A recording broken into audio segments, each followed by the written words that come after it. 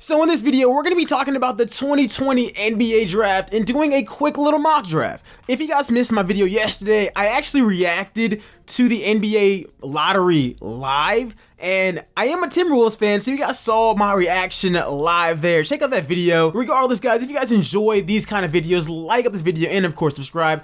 2K21 is around the corner. We got a lot of stuff, and of course on this channel we do 2K.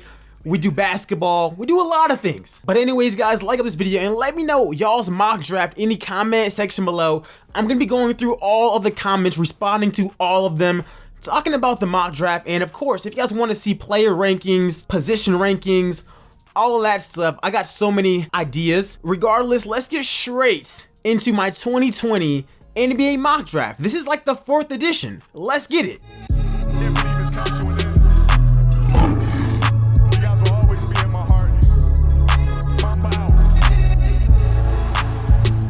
Alright guys, so we are back here for another video, and like I said in the intro, we're doing the 2020 mock draft, and you guys know that I've done so many of these, so if you guys want to see one of those other videos, I have a playlist for the 2020 NBA draft in the top right hand corner, because I've been making videos about this for like 2 years, the 2020 NBA draft. I made a video last year saying why Lamelo Ball would be a top 3 pick, and this was like before he even got to Spire, or in the middle of his season at Spire. And at that time, people were like, hell no, he's ranked like 25th in the draft or in the 2nd round in the draft, ESPN. And at that time, look how that has come. Like 2 years, a year and a half later, LaMelo's more than likely going to be a top 2 pick, possibly the #1 overall pick. So I've done this and I've gone through so many prospects, and I think that I've done a pretty good list. Of course, in today's video, we are only going to be doing the draft lottery. Because there are so many teams and so many variables, because really outside of the top 3 or maybe the top 5, so many teams can go in so many different routes, because I feel like some prospects that we like are going to slide, and then I feel like some of them teams just won't draft them because I truly think that outside of the top 3 prospects in this draft, which to me are Lamelo, Edwards, and Wiseman, preferably in that order, I think that outside of those guys, most of these teams are going to be going by fit and not really off of potential. Even though I think that might be a drastic mistake. But anyways, guys, let's get straight into it. As you guys know, I am a Timberwolves fan. We have the #1 overall pick. We won the lottery. We had that D'Lo luck there. But with this pick, I've always said that I think that Lamelo Ball is the best player in this draft. I think he has the most upside. However, to me, the 2nd best player in this draft is Anthony Edwards. I think that you can't go wrong with either of them because they are both guards. They can both score. They can both do a lot of things. Obviously, LaMelo is the best playmaker. Anthony Edwards is probably better right now, and that's why that's kind of a stretch, because I think that LaMelo is going to be the better player. I think that Melo has played against the better competition. But I do think that with the #1 overall pick, the Minnesota Timberwolves select Anthony Edwards. Now, just because I say that they should pick somebody does not mean that I would pick them with that pick. I'm pretty much basing this off of common sense and just what I think the public perceives it as. And the thing is, I think that Anthony Edwards, you guys are going to see him have the most initial success out of all these rookies. I think he's that guy to where his rookie season, he's probably going to have the best rookie year. Because I feel like his body is by far the most NBA ready, other than James Wiseman. But with the #1 overall pick, we have Minnesota taking Anthony Edwards, guard out of Georgia. He fits perfectly next to D'Angelo Russell. I didn't see him play a lot of ball, and some of those games in the SEC were iffy for me against better competition. But I do think that he has the upside. I do think that he has that dog in him, and I do think that he could work on becoming off. He has the athleticism to actually be really, really good. If he can commit to actually playing defense, he could be great. He also has a jump shot as well. This could work out. A team with him, D'Angelo Russell, Karl Anthony Towns, and bringing back Beasley, Okongwu, and Culver.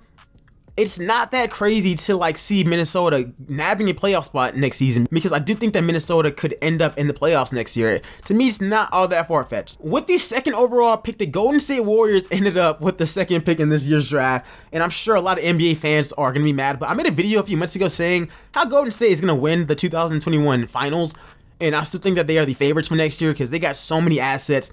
So I think they're gonna trade this draft pick. I think that they should trade this. I think that they should trade this draft pick. They might even try to trade it for Giannis. As a matter of fact, I would guarantee that they make an attempt. They're gonna try to trade this. Bob Myers has already said so.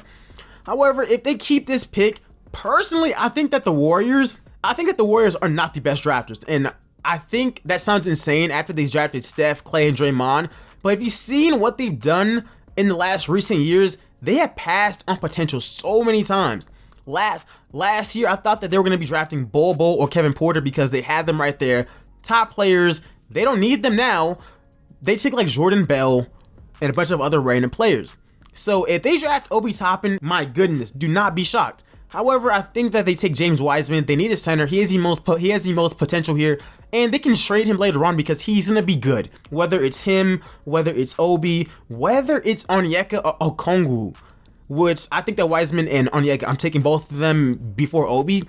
I think that this is the pick that they actually make, James Wiseman. With the 3rd overall pick, that goes to the Charlotte Hornets. And of course, the 2 best players on their team are Terry Rozier and the snubbed most improved player, Devontae Graham. With this pick, they're taking Lamelo Ball. And I know that that's going to be crazy, but they're going to take Lamelo simply because he's better than both of the players that they already have. Lamelo's going to walk in on that team, maybe the best playmaker there, probably be the best all-around player with the most upside on that team. So I could definitely see them possibly even running a 3-point guard lineup where they have Melo running small forward or something. Do not put it past it. I've seen it done in Phoenix, and I would not be shocked if that happens on the Hornets because, you know, it's the Hornets. But I do think that that would be the best pick here, and bless Melo's career if he ends up in Charlotte. They need to trade away Terry, bad contract. I like Lamelo and Devontae Graham, but Devontae has to play shooting guard, and he's mad undersized because LaMelo's a better ball handler, and he's just a way better playmaker. If they get somebody like LaMelo to actually run in space with them, it could be very deadly and very scary. With the 4th overall pick, it goes to Chicago, and they're going to be taking Denny Avdija in my mock draft. Chicago is somebody that they are gridiron with so many damn guards on their team. Zach LaVine, they just took Kobe White.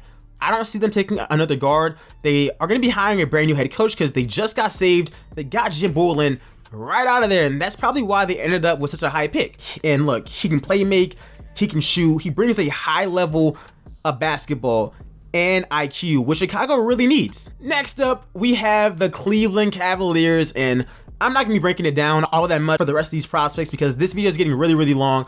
I got Cleveland taking Obi Toppin, and the reason why is because Cleveland loves to fall into hype. Obi's a really solid player. I don't think that he has the potential as a lot of these other players in this draft because I just don't see it. I know Cleveland's gonna take him, so yeah, Obi Toppin, have fun in Cleveland. I'm kind of sorry, man, but Dayton's around there. I'm pretty sure that Dayton is in Ohio. At least you get to stay in the same state. Next up, we got the Atlanta Hawks, and they're gonna be taking Tyrese Halliburton. Now, I've actually made a video about Tyrese Halliburton. Personally, people were calling him a future star. I didn't necessarily see it. I think that there will possibly be problems with his shot. Even though it fell at a pretty good clip in college, I can see it becoming a problem in the NBA. But the Hawks, they got a lot of draft picks. They have a lot of assets. They might even trade this pick. They might even trade up. Like, do not be shocked if teams are moving around in this draft and trading up and down. But look, Tyrese Halliburton is going to be a good defender. He's also a really solid playmaker, and the Hawks need a backup point guard on their roster. I don't see this being a draft pick that they use to start, and that's why I'm not a fan of lottery draft picks because you don't know what you're getting. And this year's draft is filled with role players, and I think that Tyrese could actually be a really good one. But I do think that Halliburton would be a great 6-man, a great backup point guard on the Atlanta Hawks. Next up with the 7th pick, we got the Detroit Pistons, and I know that Pistons fans were really sad as well. Don't worry. Wait till we get to like pick number 8. But with Detroit, I had them taking Onyeka Okongwu. Now, originally, I was thinking about why not them getting a guard like Killian Hayes. And then I was like, well, at this point, Onyeka has fell so much that I don't think that he's gonna fall any longer. He's a really good talented player. He's kind of undersized at center. He's like 6'9", but he's really strong. He's a really good rebounder with tons of upside. So look, the possibility of having that in Christian Wood, Onyeka could still turn out to be a really good player. And next year has a bunch of point guards as well, and guards in general, that they can still go after. Derrick Rose is still going to be under contract next season. I think with this pick, Onyeka Okongwu is actually a really good pick with great value for like pick number 7. Number 8, New York. Like I said before, man, if you guys know a Knicks fan, give them a hug, call, check on them. I know they hurting right now. They go through this yearly. Like, I'm really starting to feel sorry for them. Like, maybe y'all just shouldn't even watch the draft lottery anymore, because it's not looking good. Well, however, you guys took a Frenchman a few years ago, and he was pretty bad. He's actually decent now, but somebody that I think that you guys should take is Killian Hayes.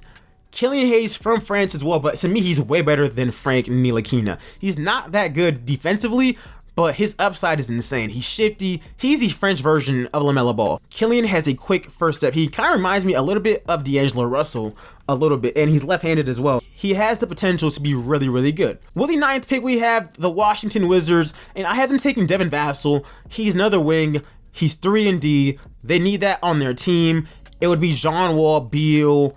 Well, if Beal stays and they don't trade him, but John Wall, Beal, Vassell, Rui, and maybe Thomas Bryant, or maybe they bring in somebody else. Davis Bertans more than likely won't be on the team next season unless they overpay him drastically. But I do like Devin Vassell. He would be a great role player for this team. I think that's a good pick. So Phoenix, the Phoenix Suns, they have the 10th pick in this year's draft, and I really feel like they are in a position to where at this point anything can really happen. And matter of fact, after pick number 8, anything can really happen. I have them taking a point guard. And Ricky Rubio is really, really good, but I do have them taking a point guard to groom for that next step. At first, I was thinking about maybe them taking a forward, but I think their forwards with Mikal Bridges, Cam Johnson, Kelly Oubre, Devin Booker's obviously there, unless Minnesota could make that move and trade the number 1 pick for Booker. Don't be shocked if that happens. We'll see if Phoenix takes it, but that's also a possibility. But with this pick, I haven't taken Cole Anthony. He has a lot of upside. He's super athletic. If he could actually take a season or two and just learn from Ricky Rubio, with his athleticism, this could be a steal in the next few years. And just a few years ago, like last year, he was projected to be going top 3. So I think that this is a really good pick. At number 11, we have the San Antonio Spurs, who they don't even know what the draft lottery is. It's their first time missing the playoffs since way before I was even born. So that's actually insane. But this pick, I have them taking Patrick Williams, forward versatile defender. I think that it's gonna work there. And regardless, they take a forward defender here. It's either gonna be him or Isaac Okoro, who I actually have going 12th to the Sacramento Kings. These picks are really interchangeable. And I think that both of these players are really good value at their picks. Both of them are super young, and both of them are defensive beasts. So both teams cannot go wrong. 13, we have the New Orleans Pelicans. And with this pick, I have them taking Tyrese Maxey. Tyrese Maxey is a point guard and shooting guard. With Lonzo not being able to make a shot anywhere, having a scoring guard with a lot of scoring potential would be great. He can also get mentored by Drew Holiday, and let's say Lonzo sticks around, he can still slide over and eventually be the shooting guard. And at 14, we got the Boston Celtics via the Memphis Grizzlies with the last pick of the lottery, and Boston is in a great position. They can trade this pick. If they keep this pick, they can do something that the Nuggets did. It's something that I always advocate doing, because this happens all the time. If you are a really good team, a contending team that you traded for a lottery pick, but with this pick, I've been taking RJ Hampton, point guard, combo guard. He played in Australia and he struggled, but I think that he has tons of upside, and Kemba Walker's getting up there in age. RJ can be a guy that they slowly move around. I think that he can definitely be better than Carson Edwards, and next year he can fill in at that backup shooting guard spot. Him, Carson, Romeo Langford, the Celtics can really chill and let these young guys develop, and him being in a great culture, Hampton can flourish. He's really athletic. He can play make. He has a lot of upside, and I honestly saw him going higher, but I don't think that he fits in with a lot of teams. Maybe the Pelicans take him, but for right now, I have him going 14 to Boston. Regardless, you guys, that is my lottery mock draft. If you guys want to see a longer one, let me know in the comment section below. This video is already stupid long, so let me know what you guys think about it in the comment section below. Stay tuned, man. A lot of videos on the way. Madden 21, 2K21, more NBA videos. So make sure to go ahead, subscribe, turn on your post notifications, and continue to support the channel. But other than that, I'll see you guys in the next one. I am out. Peace, y'all.